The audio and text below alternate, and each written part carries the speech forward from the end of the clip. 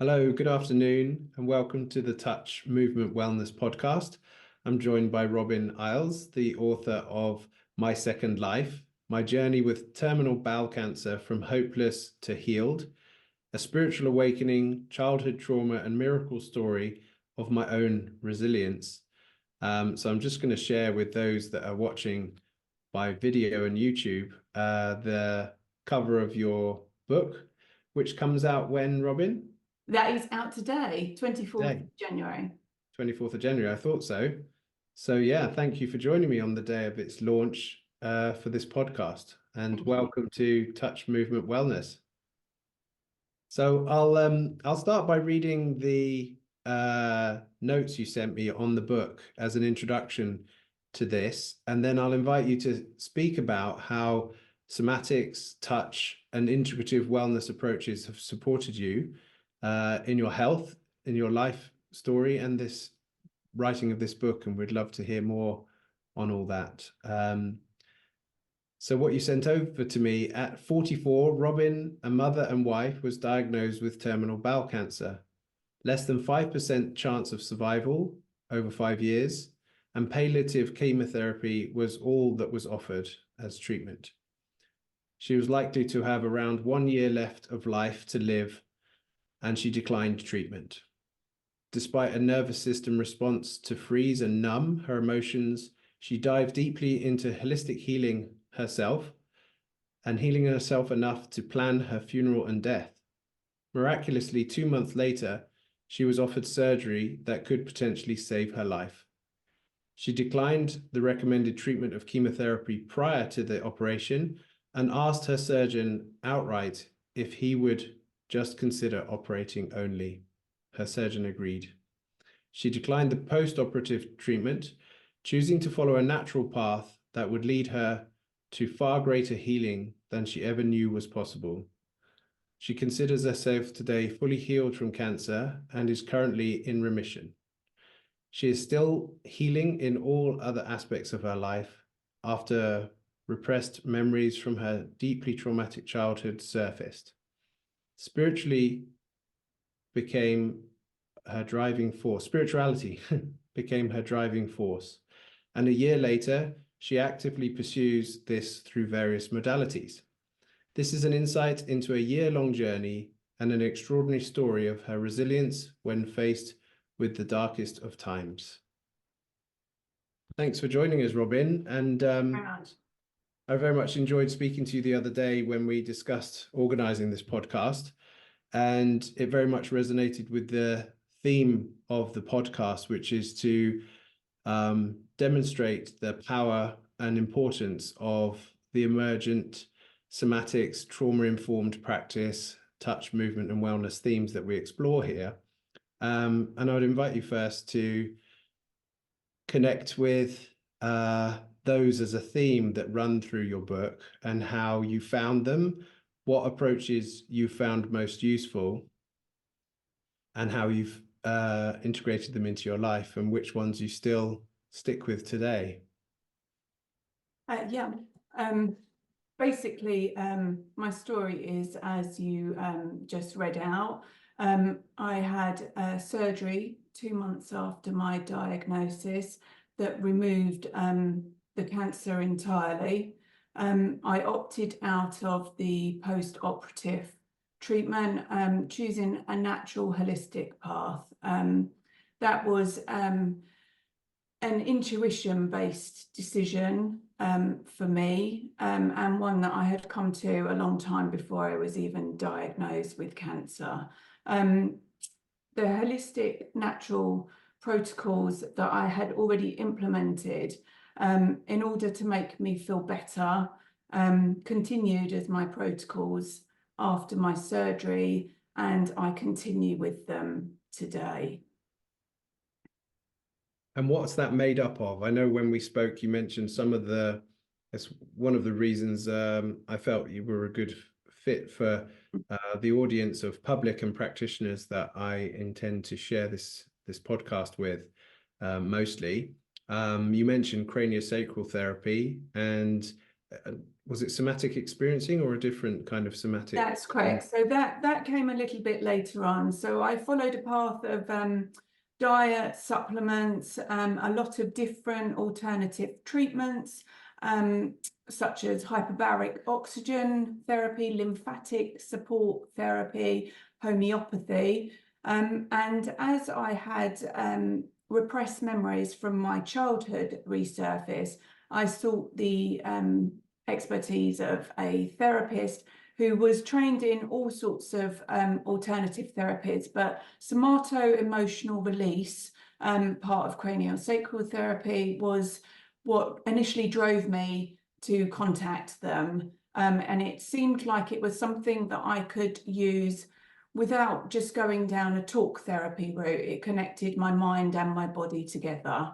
And that has been fundamental in the second half of my year of healing so far.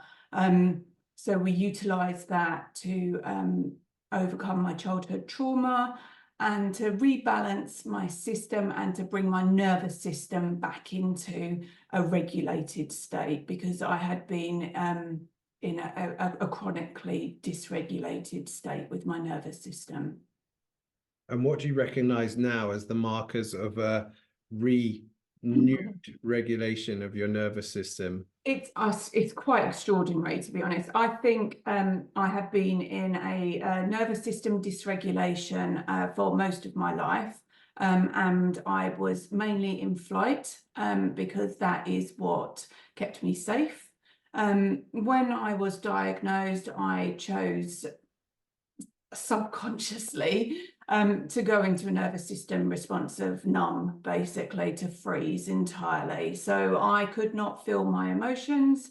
I had all the feelings there, but they were not surfacing correctly. And the somato-emotional release basically allowed those feelings and emotions to surface in order for me to feel them enough.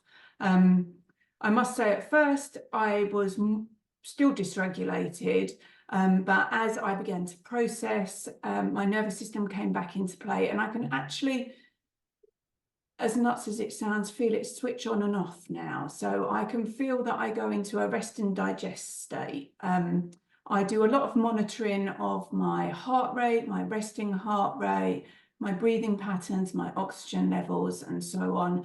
And everything just came back into a much more balanced state of being. And I felt calmer as well. So I think chronic nervous system dysregulation is something that I will always have to work on. And so I continue to use my protocols and my way of dealing with things every day, because it's very easy to be switched with your nervous system and enter fight, flight, or freeze. And we really do need to be in a rest and digest state in order to have overall wellness and good health. Did you say you studied Porges and Deb Dana's work on polyvagal theory? No, I haven't, but I have deep dived into a lot of books and research with regards to nervous systems and polyvagal, and I mean all of the therapies that I use support everything to come back into a balanced state of being. So even down to the hyperbaric oxygen I do reduces PTSD symptoms, anxiety, depression, and all of that brings your nervous system back into play so that we can feel our feelings, but in a safe and healthy way. And practically that oxygen treatment, how does that play out for people who have never heard of that? So there is a theory behind hyperbaric oxygen that cancer does not like oxygen, and it can thrive in an oxygenated state.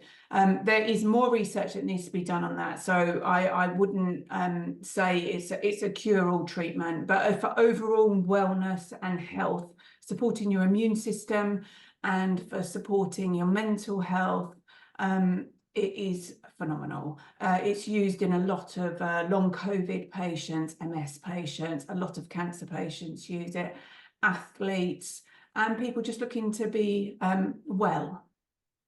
And how is that administered, or how do you access this? And so that is accessed, unfortunately, it's not available on the NHS. It is all private chambers around the country, and you are given an oxygen mask and given 100% oxygen in a pressurized container for around about an hour at a time. And that is something that I have continuously used since diagnosis. And today, and I will continue with that, I use weekly treatments for that. Okay. And you're based in England, aren't you? I am. I'm Essex in England. And these are throughout the UK, these That's correct. Yeah. Yeah. I think with any kind of alternative therapy, there's a lot of choice out there, but you have to go and seek it. So you have to find where the clinics are, which practitioners you would like to use. You need to deep dive into research regarding this. Again, with the craniosacral therapy, it was all private. We have a limited amount of options available to us as cancer patients, but there are a lot of alternative treatments out there as well. And your story and your your life is thanks to the support of an integrated approach, with opting for the surgery and then the pre-care, post, or maybe even during, you were doing some things as well. Absolutely, yeah. And you consciously designed that from your own research, your own intuition. That's correct. Could you say something about the intuition to opt for pre-operative chemo and post-operative, and how you felt in yourself a felt sense of clarity around choosing to opt for the options that you did choose? Yeah, I had sought the that decision, and it is a fairly cutthroat decision. Prior to even getting cancer, I knew that I did not want to use pharmaceutical drugs to prolong or extend my life if I didn't know the root cause of what was wrong with me. So that would have been any illness, you know, out there. So I just felt that I needed to look more deeply into why I had got cancer and what I could heal in myself to make me feel better, and to opt out of those pharmaceutical lines. I did an awful lot of research. I built my own protocols. They're not for anyone else. They are for me. But they include a lot of supplements, a prestigious diet, a lot of juicing, fasting, lymphatic support. There's just a lot that I do, and I had done in order to make me feel better, even when I knew that the worst might happen. So as soon as I was diagnosed, I immediately changed and tightened up my diet, and I went into fasting a lot because one, it makes you feel better, mental clarity, and it just is good for your overall health and wellness. So for me, the intuition side of things with regards to chemotherapy, it was just a deep sense of my body saying no. So, and I had not listened to my intuition before I got diagnosed, and I needed to listen to my intuition afterwards. And interesting to discern between the fear of such an aggressive chemical onslaught that's designed to knock out the cancer cells, but obviously is non-discriminatory in terms of also absolutely inevitably damaging the healthy cells. So the discerning between an intuition and the apprehension of undergoing something like that, how were you able to discern between the sense of apprehension and the clear in self-sustaining intuition of the body to say no, I'm good without this. I'm healthier, or please don't do this to me, kind of. Yeah, they are very honest with regards to toxic treatments. When I was first diagnosed, I was told that I was incurable and inoperable. The surgeon that I had, who offered chemotherapy only, and that would have just been to prolong my life, made a very good case for me not using chemotherapy. Basically, we needed to weigh up the options of the pros and cons, and as to whether I would feel okay in the short period of time that I had left here. So I wasn't driven by him, but it was enlightening to know that there were other people out there that were honest and said, sometimes it can make you feel worse, even though it might give you a little bit of extra life. So I had that for me was a sign that I was on the right path to declining treatment. Fear and intuition, they battle quite viciously against each other. I felt well. I didn't feel sick. I didn't feel unwell. I didn't feel like I needed immediate life-saving treatment. The surgery I managed to get through very well, healed incredibly well. And these are massive, major surgeries, you know, a complete onslaught on your body to go through.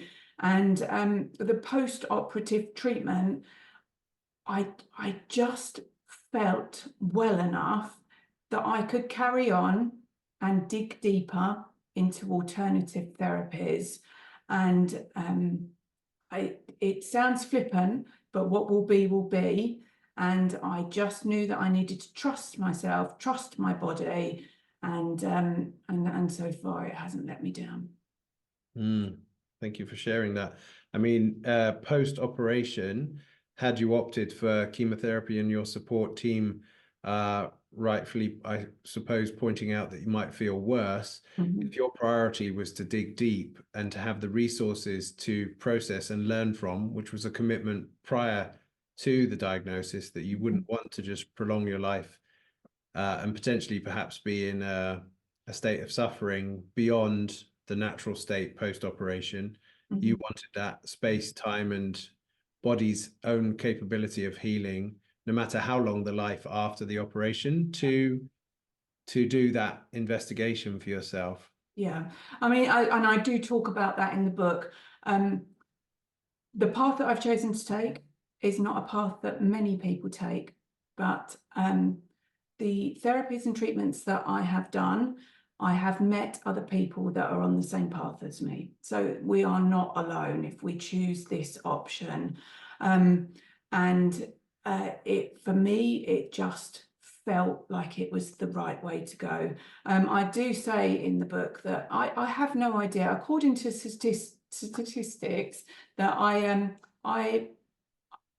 on paper, I have less chance of surviving this cancer than less chance of surviving this cancer. But I feel well. And if I can continue my life for however long it will be, feeling well, happy, secure, mind, body, whole being, then I think I am a better person to be around with my family, with my friends, and for me as well. So yeah, this is not a guide at all. It's just the path that I have chosen to take. Yeah, so that points nicely to the context and the book. So the context: you're a mother, you have a family, you used to work. I understand part of your radical self-care in this process was that you retired yourself, or you stopped work. And the book is a year in the life of this journey and story from diagnosis to today. Yeah. And today the book launches. Where can people get hold of your book? So people can get hold of my book on Amazon. It's available free on Kindle Unlimited. It's available on Kindle as an ebook, and it's also available in a paperback version as well. And it launched today, which is the 24th of January, which is a significant date today because this time a year ago was when I was operated on. So it will be a year and 2 months of my life so far. I've made a huge milestone. And so it seemed right that the book came out on this date as well. Great. And in terms of somatics and somatize, we could say childhood trauma, and you mentioned that it re-emerged. Do you feel it re-emerged around the time of the appearance of the cancer, or just in terms of sequencing and understanding unprocessed, implicit, emotional, traumatic, or memory states in our subconscious mind? Can surface through triggers, can surface through safety, can surface through being in a very held romantic partnership, marriage, or in a different therapeutic context that's designed to contain and support some other process. And we feel safe enough then that trauma might emerge in service of integration and healing. And in my work as a somatic educator, bodywork teacher at the School of Relational Bodywork, we see this, that and very much we don't go digging in the approach that I practice and teach. We don't go digging for trauma, but we're trauma aware and informed, and we have tools to deal with and check in with the person, whether they are resourced and whether this is the work that they want to do with the session, or to seek support if it's needed. So I'm wondering how, when you had an awareness that this childhood trauma was resurfacing, you don't have to, I invite you to speak into that a bit. You don't have to name details, but I'm curious for the behalf of others that are dealing with childhood trauma and the approaches and ways that it can be supported, how we can co-care for that emergence. So for you, whether it was conscious, how that came about, and then how you found a team to support you with it. So it was completely spontaneous. It was around about 6 months after I'd been operated on. I just began to feel like I was having a disconnect still with the world, a kind of a feeling, a numbness. And I sought the help of my therapist, who was trained in craniosacral and smarter emotional release.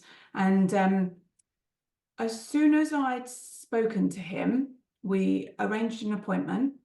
And while I waited for that appointment, the 3 weeks that I waited for the appointment, I think it was the fact that I had sought help and I felt safe in my body.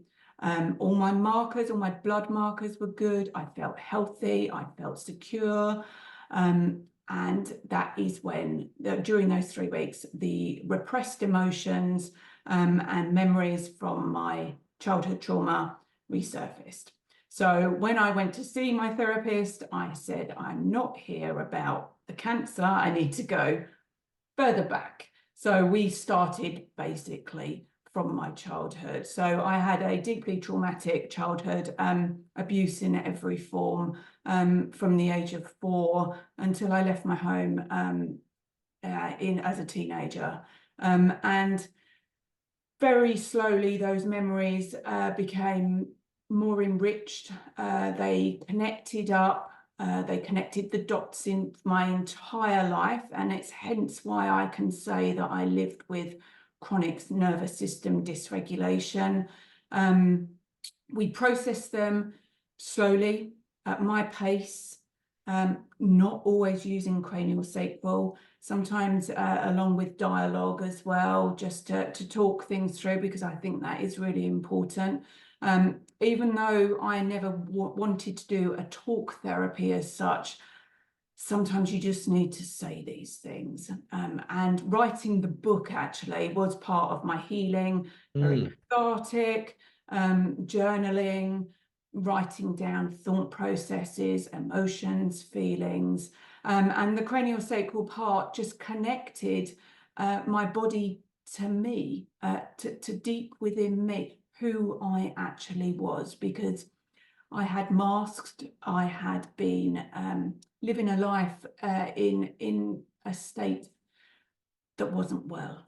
So yeah, I spent 4 intense months doing work daily on my own, alongside therapy treatments with a therapist. We dove deeply into therapeutic practices, which became spiritual as well. And I am not fully healed from my childhood trauma. I don't think we can heal entirely from trauma, but we can heal the wounds that trauma creates, and we can learn how to live with trauma.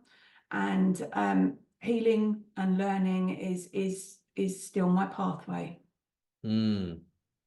And it's a positive action path. You're moving towards integration, learning to be with what was, Yeah. and live the happiest, healthiest version of yourself. And I didn't realize how connected and interwoven my childhood experiences and my whole adult life would be with a cancer diagnosis, but it is. So I believe that everyone diagnosed with a chronic illness should seek emotional support as well. Whether that's a mind-body approach or whether it's just a mind approach, I do think that we need to look. I sought help by looking at me entirely, not just focused on one area of my body, which was the bowel and bowel cancer. I looked at everything, inside and out. And the process of writing the book. One thing that has struck me in recent years, I studied bodywork at the University of Westminster in 2001. I graduated in 2004. And from then till now, I've been involved in different bodywork trainings and taking trainings myself. 2016, I studied with Ellen Heed, which she works with. She calls the 4 pillars, I think, of wellness, and one of which is fascia and scars, which I hadn't taken so seriously until I took her training, although I'd learned about fascia and scars in my degree. But the relationship, the relational quality of touch, which craniosacral is very good for, very non-imposing listening touch. And I'm curious, one of the things that we learned in that training as well is called mapping. And mapping can be anything from energetic mapping, emotional mapping, memory mapping, physical mapping, because the mind-body disconnect is prevalent in Northern European and Western culture, whereas we can see some more African, south of the globe, people are more tend to be more physical, and still more in touch with their body. A lot of them working very physically with their body, and so that's a bit of a polarization, but mapping can help bridge between what we think about our body and what is really there. And in that mapping process, we can start to, with tools like body focusing, body poem, Gestalt therapy, and many other good tools, can help us to bring more awareness into the body, which has a lot to inform us if we listen. And even that kind of language of listening to the body affirms this false separation that there is a divide, which there isn't, but we feel that there is. It's a very felt thing. So in terms of mapping, I've found since 2015 to now that this is a really useful tool. I was with a client today in a Zoom call mapping their trauma, ancestral, familial, and in other structures that they work in outside of their family and their own unique ancestry. So this, like you said, people seeking the emotional support of a talk therapist or a mind-body kind of approach, I would agree. And in my experience, even mapping it and going, there's a nervous system down regulation to realize that these people, these facts or figures, these memories were like this. Even if we're not exactly clear of the chronology, we can bring implicit memory into a conscious sequenceable way, which is also taught in the body poem training, incidentally, of how can we bring implicit into explicit. And when we can reveal it and say, aha, this, and this, then it can help regulate and transform something which is an agitation or an unprocessed memory in the system. So writing the book, I can see for you, you mentioned there that it was deeply healing in itself. Mm-hmm. If nobody, I'm not saying this, but if nobody reads it, it's served its purpose to map the Absolutely. journey and to acknowledge the different places. And each of those intuitions that you've had and you've felt and you've sought different supports for your health and your life and your meaning and understanding of your childhood trauma, writing a book about it has helped you to journal and to map and lay out for full understanding and comprehension from a felt sense to understanding by the mind as well. So the book, as I can see it, I've not read it, would serve to map that journey, both on a unpacking of the implicit from childhood and the reasons which led you to the diagnosis, you would say, I suppose, Yeah. and then out the other side. So that's why I was really struck to interview you for the podcast. Is you're an example of that courage and conviction to following the body wisdom through difficult and challenging decisions, and the difference between mapping the implicit and mapping it into a communicable stream of consciousness that became a book. Yeah. So I think that's amazing. Well done. Okay. Thank you very much. I was going to ask you about the somatoemotional release and the craniosacral, because in my experience, that kind of work, again, as I've just said, can support us to have space, a felt sense of safety, to then delve.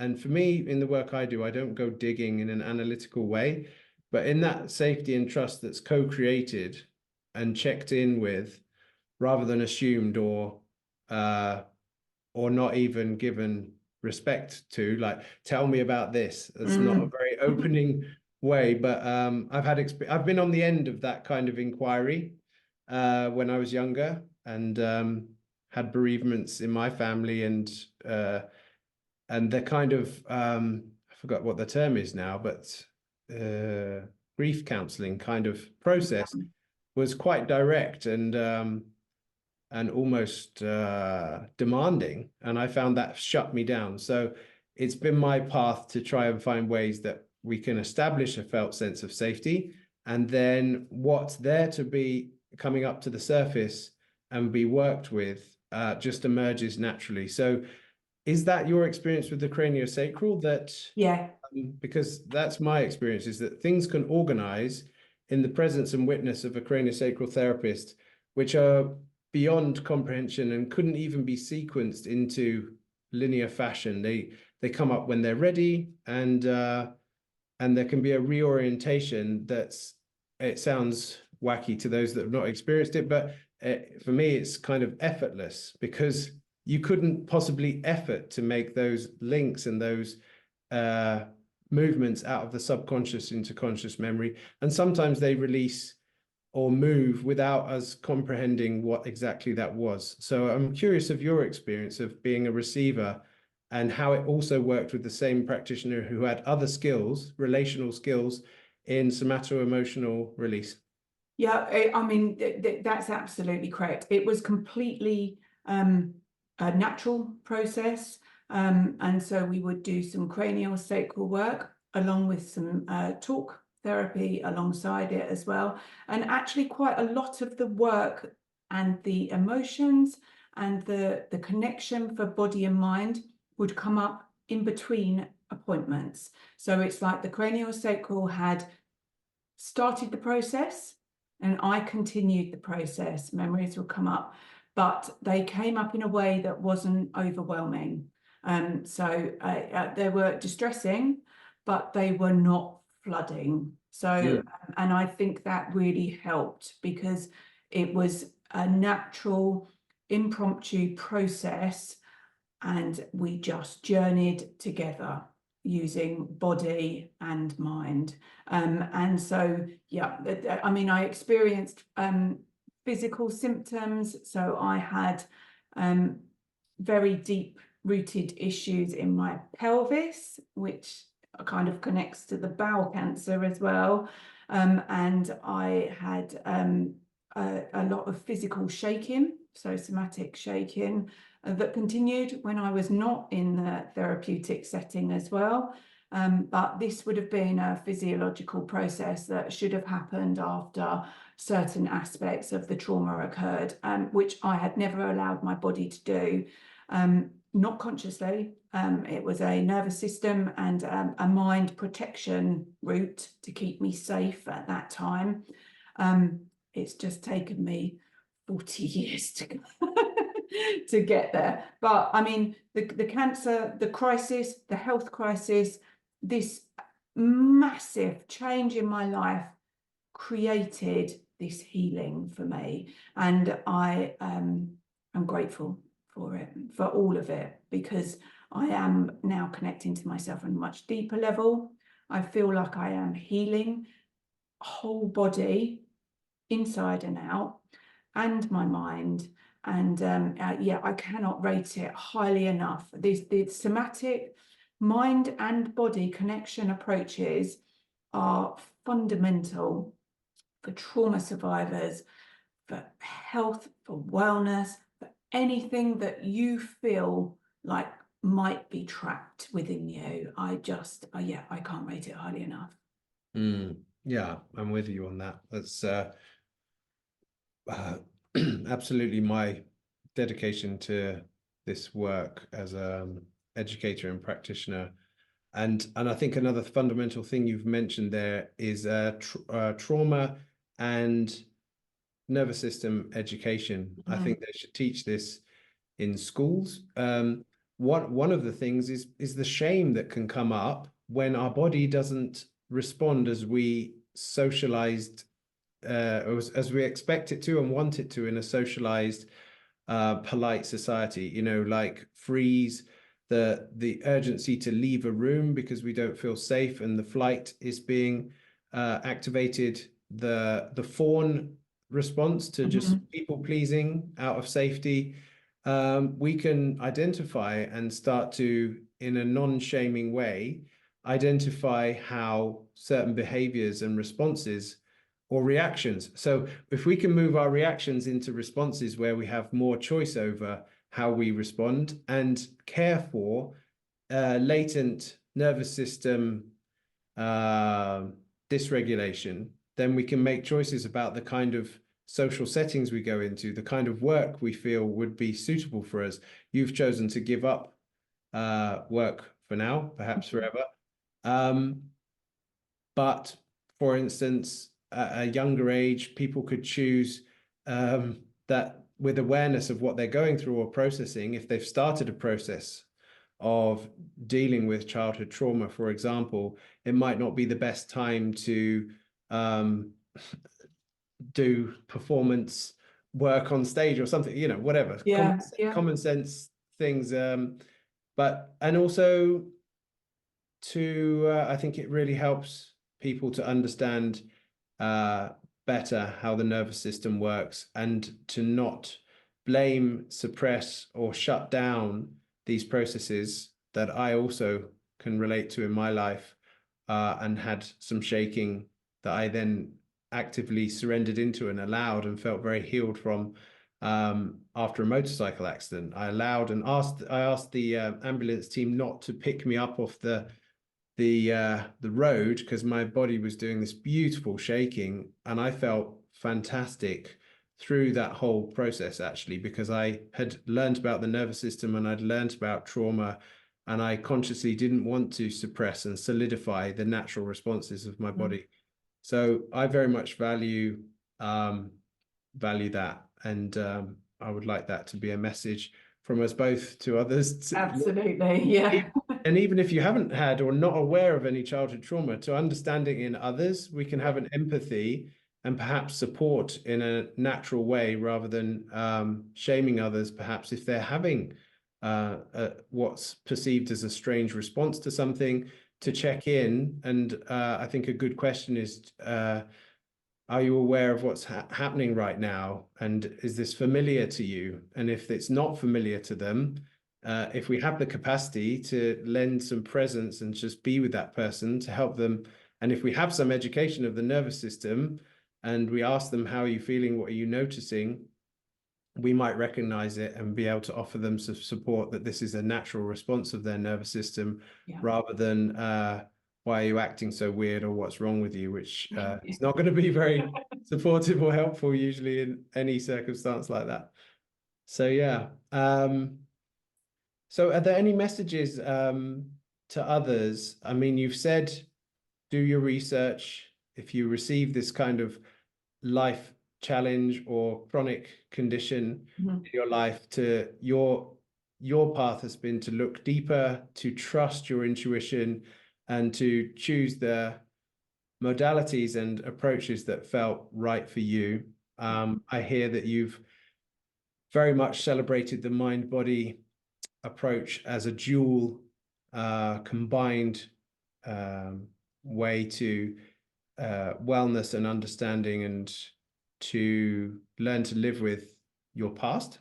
And that you've chosen your own supplements and other therapeutic alternatives that complemented the surgery that you did opt for, and where you are in your life.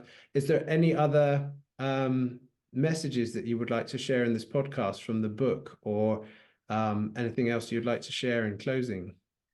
Yeah, I mean, basically, I would just like to say that acceptance and surrender are two of my biggest challenges, actually. But as soon as I accepted what had happened, and that was from childhood all the way through to a cancer diagnosis, once I accepted that and then I surrendered, everything got easier.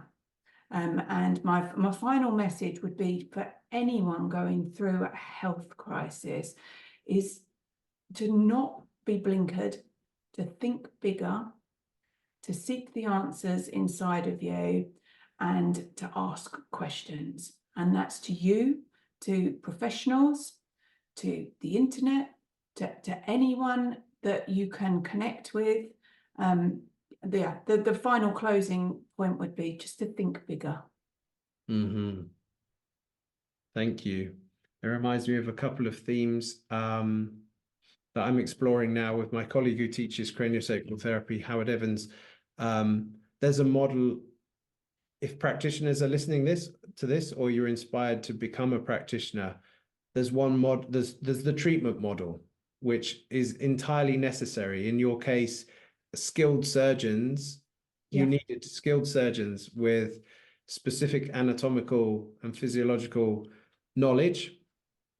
And at the same time, you had somatic coaching, kind of mind-body approaches at the same time, which elicit and support the emergent intelligence of your own system. So the self-organizing, self-healing, self-regulating intelligence of health, of wellness. No matter, Howard Evans wrote a paper 20 years ago on craniosacral, of looking for the health within the system, the blueprint and wellness and vitality within the system.